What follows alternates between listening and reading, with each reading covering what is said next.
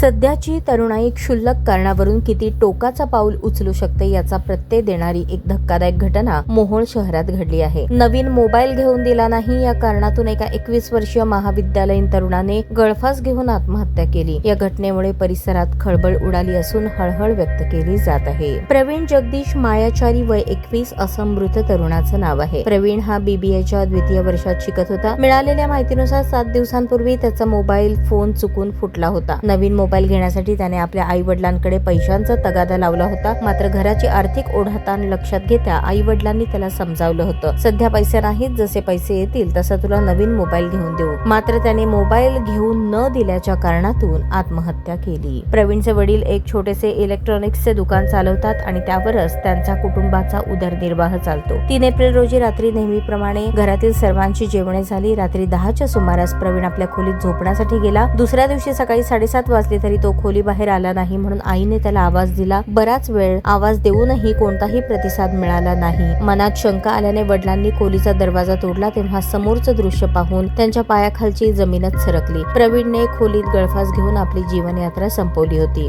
घटनेची माहिती मिळताच परिसरात एकच खळबळ उडाली। या प्रकरणी मोहोळ शहर पोलीस ठाण्यात पालकांनी आपला जबाब नोंदवला आहे। पोलीस घटनेचा पुढील तपास करत आहेत। तरुणाने मोबाईल न दिल्याच्या कारणातून आत्महत्या केली की यामागे इतर काही कारण आहे याचा तपास पोलीस करत आहेत।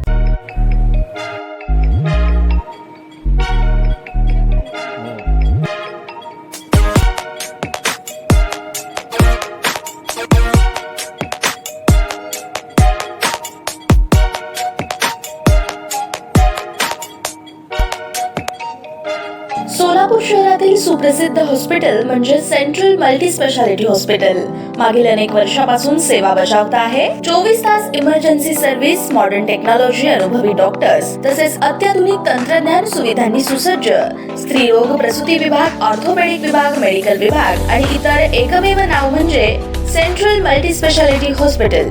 पत्ता गणेशपेठ शॉपिंग सेंटर, मंगळवार बाजार, सोलापूर। ताज्या बातम्या पाहण्यासाठी प्राईम महाराष्ट्र न्यूज चॅनलला सबस्क्राईब करा।